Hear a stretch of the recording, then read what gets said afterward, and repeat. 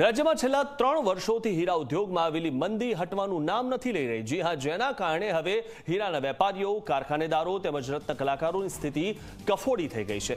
એક સમયે હીરાનું હબ બની ગયેલા નવસારીમાં પણ મંદીનો માહોલ જોવા મળી રહ્યો છે। વિશ્વભરમાં ચાલી રહેલા યુદ્ધોના કારણે કાચા હીરા મેળવવામાં તકલીફ શરૂ થઈ છે।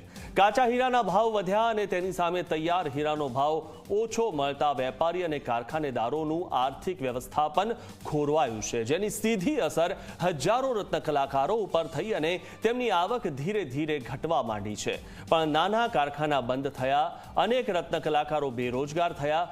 મંદીનો માર સહન કરી રહેલા રત્ન કલાકારોએ ક્યાંક વતનની વાટ પકડી તો ક્યાંક તો અન્ય નોકરી કે વ્યવસાય તરફ વળ્યા છે। જો કે ઘણા રત્ન કલાકારો મંદીનો માર સહન નથી કરી શકતા અને જીવનથી હાર માનીને આત્મહત્યા જેવું અંતિમ પગલું ભરીને પરિવારજનોને મુશ્કેલીમાં મુકતા ગયા છે। નવસારીના જલાલપોરના લીમડા ચોક વિસ્તારમાં પારસી ચાલમાં રહેતો ચિરાગ ભંડારી હીરા ઉદ્યોગમાં મંદીના કારણે તેણે આપઘાત કર્યો હતો। તો હીરામાં એટલે બહુ 3 વર્ષથી એટલી ભારી મંદી ચાલતી છે ને, 3 કારખાને અમે ભરીને આવ્યા છે, કશે કામ મળતું નથી। અમને ચોખ્ખી નાટ પાડે છે કે કામ નથી। અમે પરિવાર લઈને બેસેલા છે, 5-5 લોકો છે ઘરમાં, ફેમિલી લઈને બેસેલા છે। કેવી રીતે ઘર ચલાવીએ? રાશનવાળો છે, રાશન નહીં આપે છે, અમને નાટ પાડી દેતો છે ચોખ્ખી કે રાશન નહીં મળશે। પહેલાં જૂના પૈસા લાવો, કેવી રીતે પૈસા આપીએ અમે?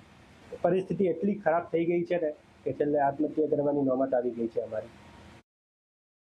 કામ મળતું નથી। કારીગર કારખાનામાંથી કારીગર મારી જોડે કેટલા છોડી નીકળી ગયા છે, કારણ કે બહાર ધંધો ગોતી મળતો નથી, બરાબર રોજી મળતી નથી। એના હિસાબથી કોઈ નવો ધંધો ગોતે, કોઈ ધંધા મળતા નથી। એની પરિસ્થિતિ ખૂબ ખરાબ છે।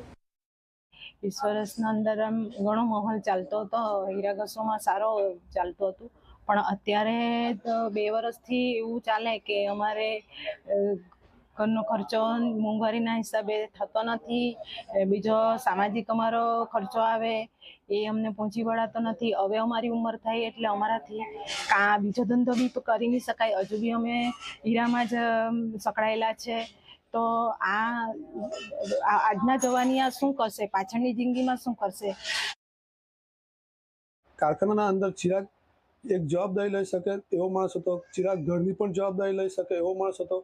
કોઈ દિવસ કોઈ ટેન્શનમાં રહેતો નહોતો। ડાયમંડના ધંધામાં મંદીના લીધે થોડોક ટેન્શનમાં રહેતો હતો। 7-8 દિવસથી એની જોબ પણ છૂટી ગયેલી હતી। ચિરાગ સવારે કોઈના ઘરમાં કંઈ પણ કહ્યા વગર ચાલી ગયો હતો। પ્લસ બપોરે અમને ફોન આવ્યો તો ચિરાગનો પૂર્ણા નદી કિનારેથી ફોન આવ્યો તો ચિરાગનો અમે લોકો તો જઈને જોયો તો ચિરાગનો મૃતદેહ પૂર્ણા નદી કિનારે અમને મળ્યો હતો। અત્યારે ડાયમંડ ઉદ્યોગની પરિસ્થિતિ ઘણા લાંબા સમયથી વિકટ પરિસ્થિતિ ચાલી રહી છે। એનું મુખ્ય કારણ કે એક તો દરેક કન્ટ્રીઓમાં વોરની પરિસ્થિતિ સર્જાઈ રહી છે, જેથી કરીને પોલિશ માલની ડિમાન્ડ નથી, રફના ભાવ ઉપર છે, જેથી કરીને વેપારીઓને એ માલનું પોષણ થતું નથી। એથી રત્ન કલાકારોને વધારે પડતો ભાવ નથી આપી શકતા કે પૂરતું કામ નથી આપી શકતા, જેથી કરીને રત્ન કલાકારો પણ તકલીફમાં મુકાયેલા છે અને કારખાનેદાર અને વેપારીઓ પણ અત્યારે મુશ્કેલીમાં મુકાઈ ગયા છે। છતાં પણ એ લોકોએ રત્ન કલાકારોના હિસાબે એ લોકોને કામ આપવું પડે છે, પણ એ લોકોને પણ પોસાતું નથી અને રત્ન કલાકારોને પણ પોસાતું નથી।